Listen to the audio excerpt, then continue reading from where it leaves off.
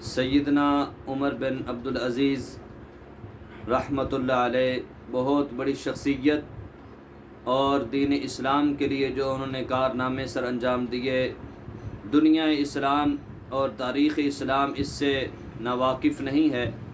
ہر مسلمان کو علم ہے کہ انہوں نے کس طریقے کے ساتھ جدوجہد کی، محنت کی، اور دین اسلام کے پھیلانے کے اندر جو کاوشیں ان کی ہیں، جو بھی تاریخ کی کتاب اٹھائیں آپ کو اس کے اندر ضرور ملے گا۔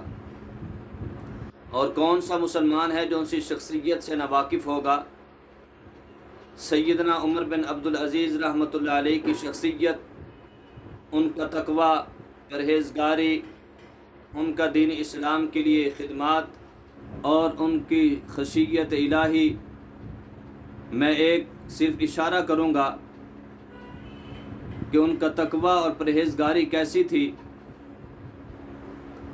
ان کی بیوی کو ان کے بھائی نے بہت قیمتی ہار دیا تھا، تو جب یہ خلیفہ بنے تو انہوں نے اپنی بیوی کو کہا بھی یا تو اس ہار کو بیت المال میں جمع کروا دو، اگر مجھ سے محبت کرتی ہو، میرے ساتھ رہنا چاہتی ہو۔ تو بیوی نے کہا بھی میں تو آپ کو چاہتی ہوں، مجھے دنیا سے، اس دولت سے لگاؤ نہیں ہے، مجھے تو آپ چاہیے، لہٰذا یہ ہار جہاں چاہیں آپ دے دیں۔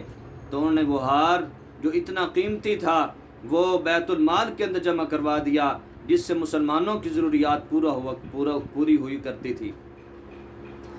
اور یہ ان کی پرہیزگاری اور تقوی ہے کہ انہوں نے اپنا مال نہ سمجھا، بلکہ عوام الناس کی خدمت کے لیے انہوں نے وقف کر دیا۔ سیدنا عمر بن عبدالعزیز رحمۃ اللہ علیہ کی شخصیت کے بارے میں بتا رہا تھا کہ جن کے بارے میں آج آپ حضرات تک یہ خبر پہنچی ہے کہ ان کی قبر کشائی کی گئی اور ان کی بے حرمتی کی گئی ہے، ان کی میت کے ساتھ برا سلوک کیا گیا۔ یہ بہت بڑی ہی ہمارے لیے، مسلمانوں کے لیے سوچنے کی بات ہے، تدبر کی بات ہے کہ ہم کہاں جا رہے ہیں، کس طرف ہمارا دھیان ہے، ہم کن چیزوں میں پڑے ہوئے ہیں۔ تو دنیا اسلام کے تمام ممالک اسلام کو چاہیے کہ وہ اس کا نوٹس لیں اور اس کے لیے کارروائی کروائیں کہ ان لوگوں کو گرفتار کروایا جائے، ان پر کارروائی کی جائے جنہوں نے یہ سلوک کیا ہے۔ سیدنا عمر بن عبدالعزیز رحمہ اللہ بہت بڑے اللہ کے ولی تھے، اللہ ہمیں بھی ان کے نقش قدم پر چلنے کی توفیق عطا فرمائے۔ تمام حضرات اس ویڈیو کو سنیں بھی اور آخر تک دیکھا کریں اور آگے دوسرے دوستوں تک پہنچائیں۔ اللہ ہم سب کو دین اسلام کی خدمت کے لیے قبول فرمائے۔